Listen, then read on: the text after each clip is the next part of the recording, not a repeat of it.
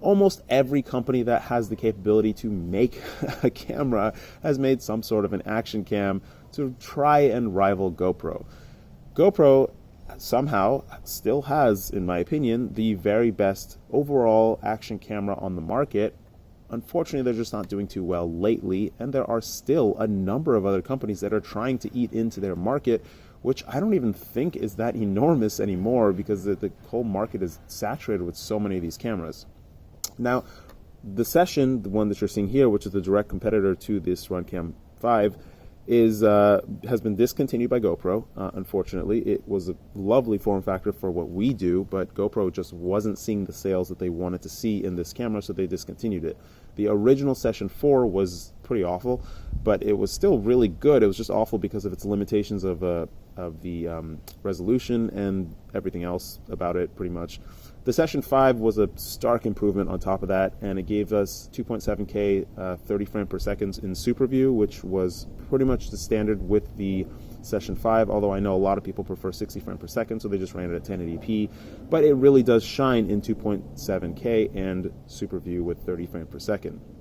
Now, RunCam, I think, was the first company to get hit with their some sort of lawsuit, something to prevent them from making a little cube camera, and I know the market that we're in was very upset at GoPro for doing something like that, because they essentially said that you can't make a cube-sized camera, even though it was not even close to the same size as the GoPro. Fast forward to today, I have no clue what happened with that, but this is the newest version of the RunCam 5, and I think the previous one was also named 5, and I think there was a 3 and a 3S and a 2. I don't know how many there were, but RunCam has had quite a few tries to make a camera that matches GoPro, and that is something to be said about GoPro because they are still, I mean, they're number one in image quality and field of view that they give you and the ease of use. I mean, even the DJI camera is not quite as good as the GoPro. Supposedly DJI is working on a new camera, but we don't know when that's coming and we don't know what it's going to be like. All we know is that there's probably going to be another camera, another Osmo Action or something coming out to try and rival GoPro. And once you do step up from the Session 5, you get better image quality, better dynamic range, just more resolution, everything. You get everything better. The Hero 6, 7, and 8 are significant improvements on top of the Session 5. And that's really nice and all, but we also have to haul around an extra screen and a bunch of extra stuff that we don't really care about on our quads, but it is a nice improvement.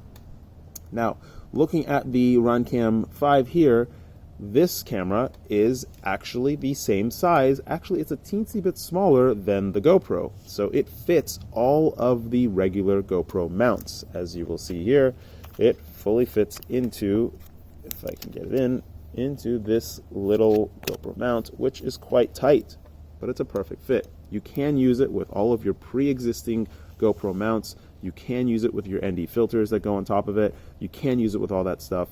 And something that is really, really nifty about RunCam and how they're doing their more recent cameras is that the app doesn't actually connect to the camera. You just open the app, set the settings, it gives you a QR code, and you just hold it in front of the camera and it reads that QR code and changes its own settings. I think that is phenomenal.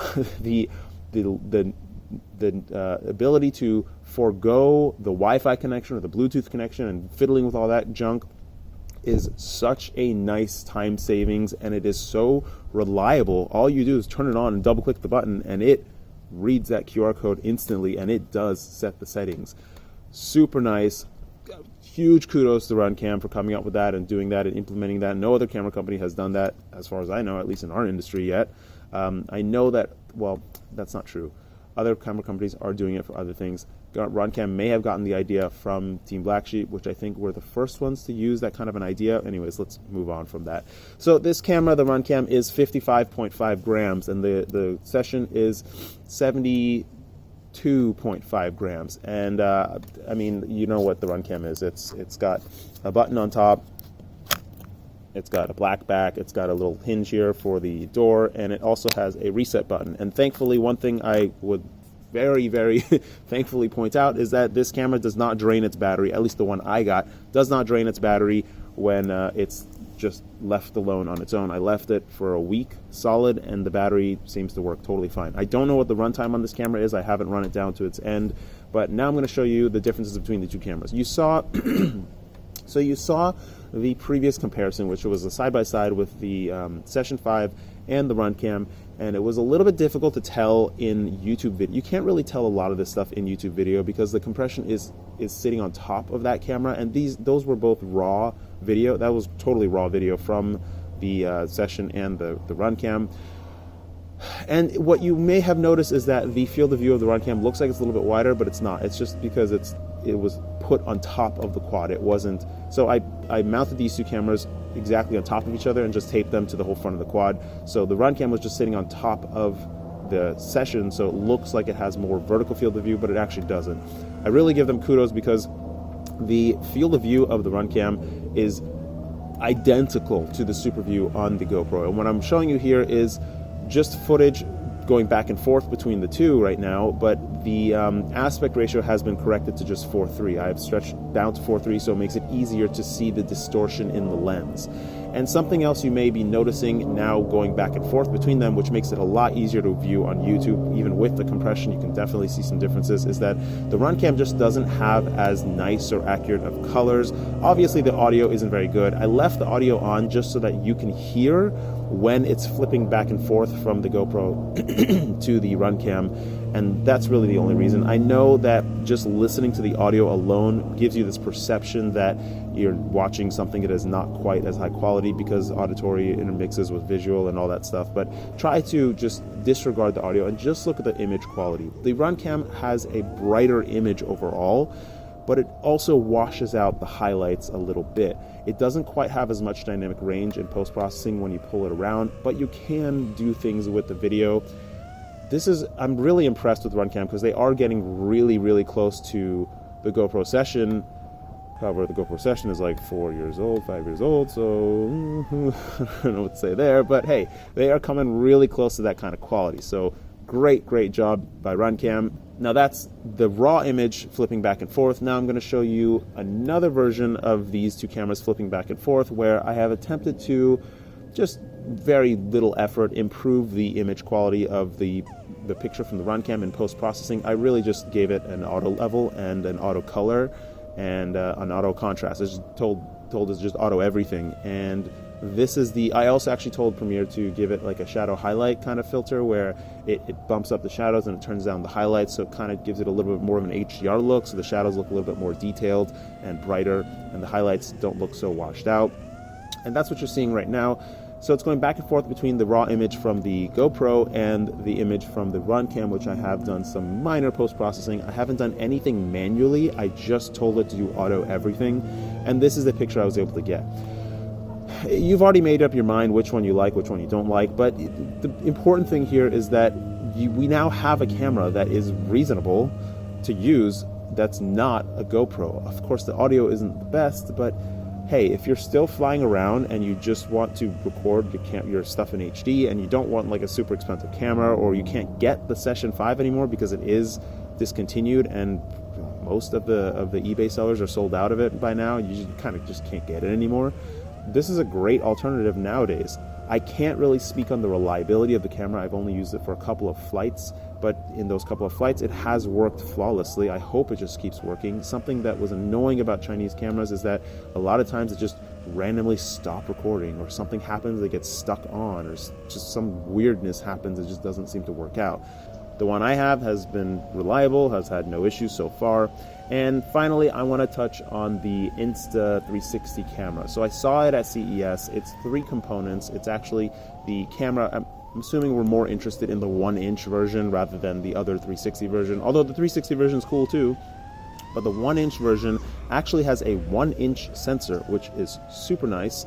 And the field of view looks pretty close to super view as well. Now, I don't know if it has a gyro built in.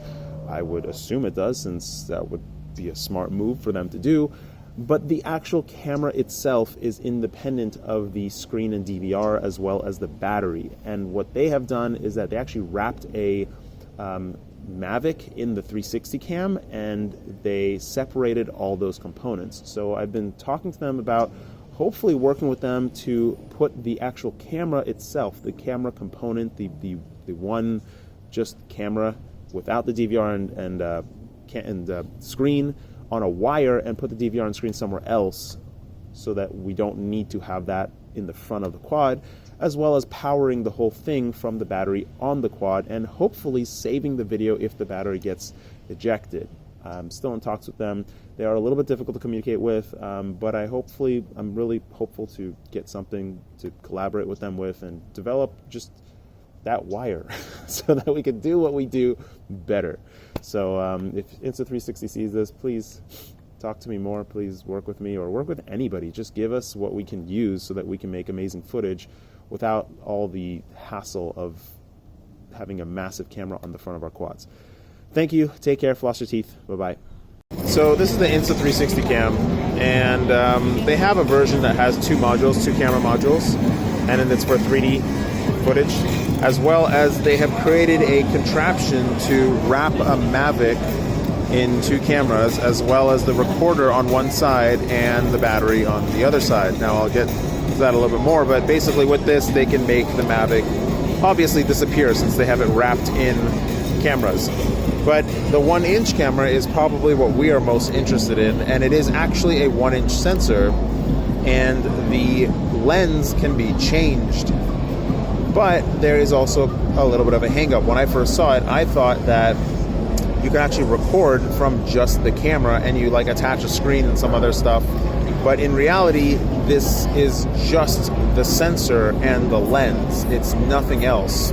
You need to have the little screen module, which is the actual DVR, and that little red bar underneath is the actual battery. So they don't actually have a mechanism to separate all the pieces and have them work independently. This is their first method, their first item to do that. It's customized. Ideally, it would be great if they could put the camera on a wire and move the DVR to another location so that we could put it on our quads and do whatever we want to do. But it is quite interesting that they did this. With a 1-inch sensor and the ability to change the lens, they already have kind of a step up on GoPro, but this is an entirely Asian company. I'm pretty sure they're from China, but it's an entirely Asian company, so don't really know what to think. But we can walk around to the actual camera itself.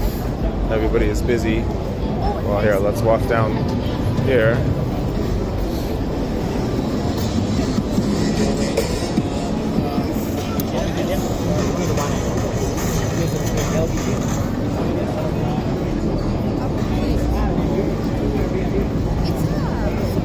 All right, I'll get more later.